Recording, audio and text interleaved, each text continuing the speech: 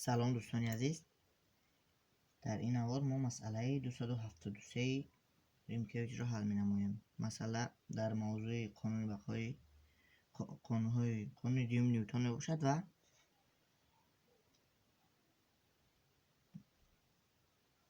در موضوع حرکت جسم از روی همواره مایل موافق قانون نیوتن حل کرده می شود. در شرط مسئله گفته شده است تختچه از روی همواره کنج مایلش الفا 30 گرادوس با کدام شتاب ا می لغزد. کوفیسیانت سویش میو برابر 0.2 است. ما تختچه را تصویر کردیم. در همواره مایل و قواهای به آن تاثیر کننده را هم تصویر کردیم. اکنون در این تیرها پرویکسیا قواها را تصویر می نماییم. در تیر x و y خیلی که ما می دانیم در تیر x سومه همه قواها برابری m a می شود.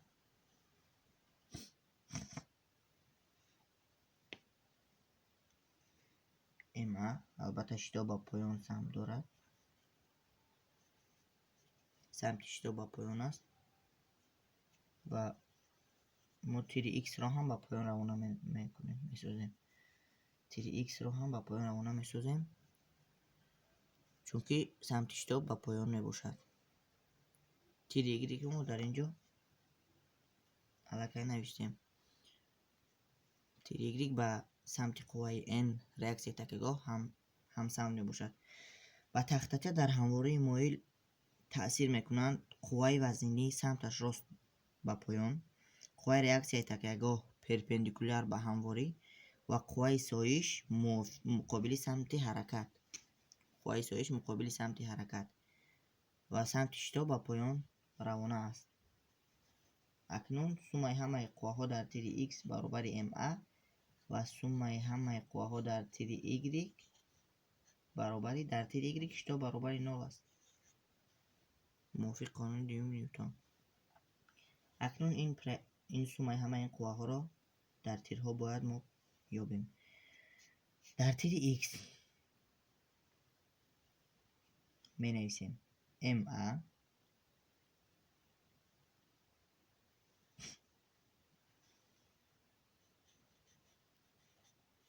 ma برابر سومه همه قواها. اکنون در تیر x ما داریم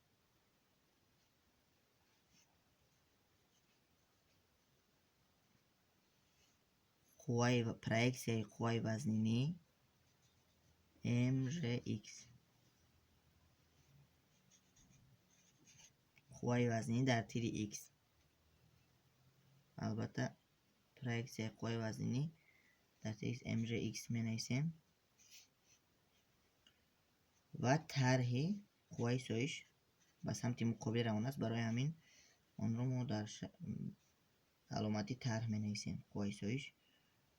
اکنون در تیر y این بود تیر x. در تیر y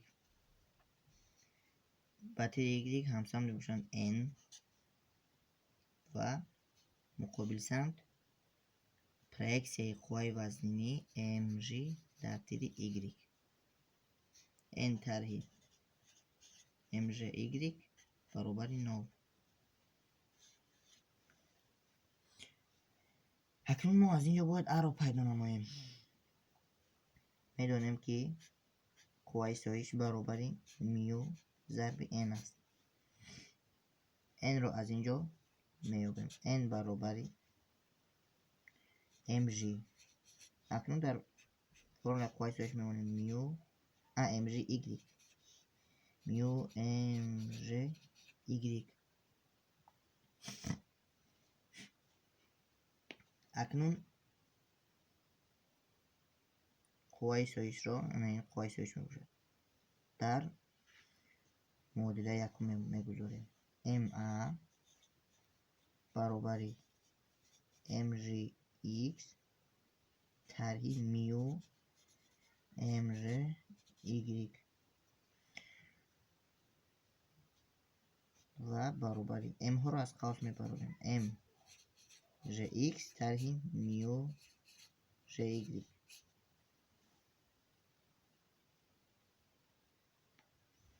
m با m اختصار میشوند و میموند a برابری j x طرح میو j y. شتاب افتیازو در تیر x و در تیر y، یا اینکه پرایک اول ما باید پرایکس قوه ها رو میگفتیم. پرایکس قوه وزنی در تیر y mgy، اینجا می نویسم mgy پرایکس قوه وزنی در تیر y. انا این پرایکسیش نسبت به خود mg. پرایکسیش رو ما میبینیم که در با کنج الفا چسبیده است. کتت با کنج الفا چسبیده با هیپوتنوز و نسبت کتت با کنج الفا چسبیده با هیپوتنوز mg این کوسینوسی الفا رو میدهد و از اینجا m ها اختصار میشوند jy برابر j کوسینوس الفا. در تیر x باشد این تیر x، در تیر x باشد mgx کتتی با کنج الفا مقابل نسبت به کتتی با کنج الفا مقابل با هیپوتنوزا باز به همون mg این سینوس الفا رو میدهد و از اینجا باز m اختصار میشن jx برابری j سینوس الفا. ما پیدا کردیم jy و jx رو. اکنون اونها رو در فرم a میگذاریم. a برابری j سینوس الفا طرح میو j کوسینوس الفا برابری j ها رو از قوس میبریم. j سینوس الفا طرح میو کوسینوس الفا برابری 9/8 ضربی سینوس 30 گرادوس 0/5 کوسینوس 30 گرادوس 0 سینوس 30 گرادوس 1 تقسیم 2 کوسینوس 30 گرادوس ریشه 3 تقسیم 2 و تقریبا 0.34 میداریم. یعنی می نویسیم 0/5 طرح 0/2 ضربی 0.866 برابری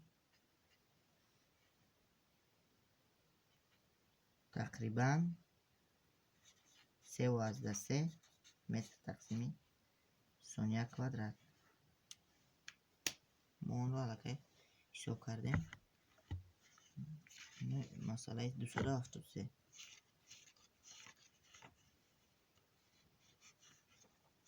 273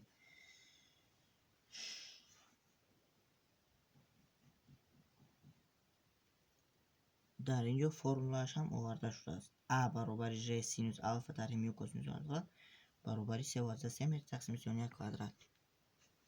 این بود حرکت جسم در همواره مایل و ما آن را با قانون‌های نیوتن تطبیق نمودیم.